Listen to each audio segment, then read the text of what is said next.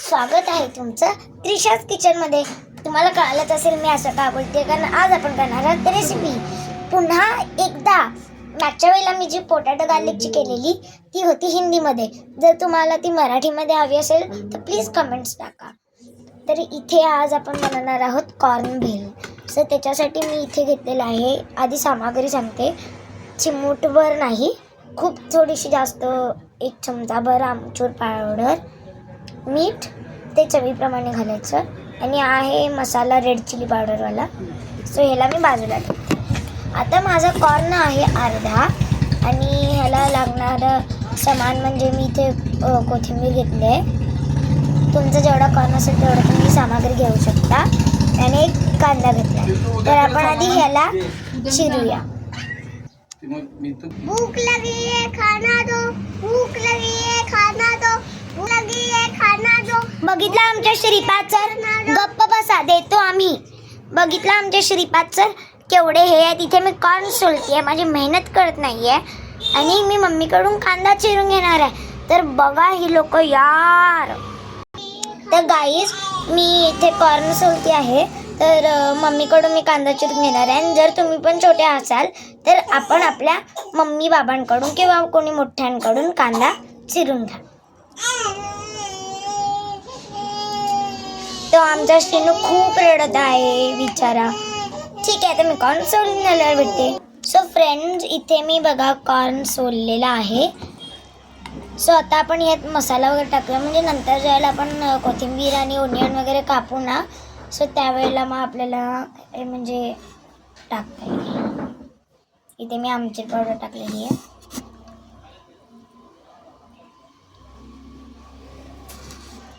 मीठ टाकले चवीनुसार, आणि हा मसाला टाकलाय चिलीवाला. तो सगळाच टाकते, ज्यांना जास्त तिखट हवं असेल.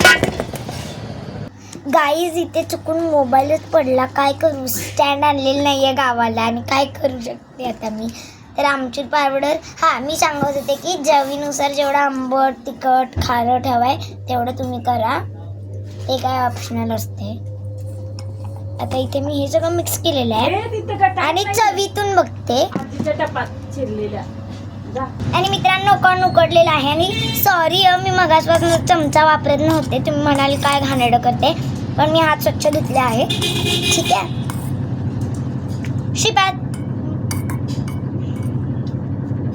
श्रीपादला इथला झालेला कचरा टाकायला लावतीये डस्टबिनमध्ये. आणि चवीलाही छान झालंय.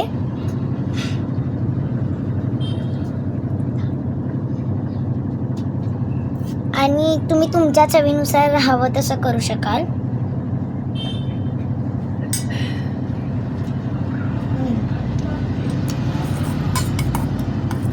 टेस्टी आहे. काल मी हे बाहेर खाल्लेलं, म्हणलं करूया आज. कॉर्न पण उकडलेले आणि ते चीज बॉल पण करायचे होते घरी, मग त्यासाठी कॉर्न लागणार होता.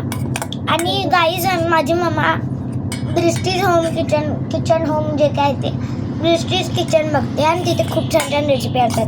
तर काल आम्ही चीज बॉलची रेसिपी बघितली, आणि आज करायचं ठरवलं. मग कॉर्न आणला, जास्त होता ना, मग हे बनवलं. आणि कालच मी ज्याला सीन बघायला गेले ना गावात, त्यावेळेला त्यांनी केलेली, तर आम्ही ते मग घेतलेली कॉर्न भेल. तर हे असलं घेतलेलं आम्ही. तर मी आता एक ट्विस्ट आणला, आणि कोथिंबीर आणि ओनियन टाकते आता मी. ठीक आहे ना. आणि श्रीपाद, खाऊ नकोस. बघितलं असं करते, काहीच करू देत नाही हा मुलगा. ठीक आहे ना. ठीक आहे, तर मी कोरिएंडर चिरते. आणि मित्रांनो, कोथिंबीर कांदा सगळं सोलून धुवून घ्यायचं आहे. आणि कोथिंबीर काय चिरत नाही आहे मी, ते असं असतं ना, हे पानं काढते. आणि कोथिंबीर पण धुवून काढली आहे. ऐकू जाऊ दे की फ्रेंड्सला. फ्रेंड्स, हे असंच चालू आहे घरात, नुसता दंगा दंगा दंगा. आणि आमच्या इथे साडीचा झोळीचा झोका बांधलाय. एवढी भांडणं, मी झोपून झोका घेते, आणि या खांद्यात अडकून झोका घेते. आणि मला म्हणते माझ्यासारखंच घ्यायचं, नाही तर देणार नाही. केवढं मारतोय माहिती आहे श्रीपाद, खूप आगाव झालाय तो. आणि अजिबात म्हणजे काय आता हे व्हायला लागलंय. आणि मग मम्मीने झोका सोडला. मग काल बाबा आले ना अलिबागवरून, तर मग बाबांनी झोका बांधून दिला. शिपाने हट्ट केला ना, मग काय झालं? काही नाही, आमची रेसिपी गोवन आहे आणि इथे मम्मी आलेली आहे. मम्मी कांदा चीर, मम्मी कांदा चीर. हे असं मम्मीच्या पाठीमागे भुनभुन असते असं तिला वाटतं. गाईस तुम्ही कमेंटमध्ये टाका की हे भुनभुन आहे का काय. नाही श्रीपाद झाल्यावर खायचं. भूक लगी है खाना दो, भूक लगी हे सगळं मिक्स केलंय आता मित्रांनो. हे मी मित्रांनो है खाना दो, हे मिक्स केलंय. भूक लगी है त्याच्यानंतर परत मी मसाला टाकते सगळाच. खाना दो, मीठ काही जास्त टाकत नाही, मीठ आहे. खाना दो, भूक लगी है खाना दो, भूक लगी खाना दो. आता मम्मी कांदा चिरून येणार आहे. ठीक आहे ना, ठीक आहे ना, ठीक आहे. हे सगळं तुमच्या मोठ्या घरातल्या दीदी दादा किंवा आई बाबा असतील त्यांनाच असं कांदा वगैरे चिरायला आणि कॉर्न स्टीम करायचा. ठीक आहे. हे मम्मी हे घे. एक मिनिट गाईस, मित्रांनो कांदा चिरून आलेला आहे. तर हा कांदा आपण आता टाकूया आणि परत एकदा स्वच्छ हात धुतलेले आहेत. तर हे बघा कांदा मी यात टाकलेला आहे. असा कांदा पण धुवून घ्या सोलल्यानंतर, सोलायच्या आधी नको. आणि गाईस हे बघा, तुम्हाला साईड व्ह्यू पण देते व्हिडिओचा सगळीकडून मी. मम्मी खूपच जोरात चिमटे. आणि आपली भेल अशी या पद्धतीने तयार झालेली आहे. खूप मस्त.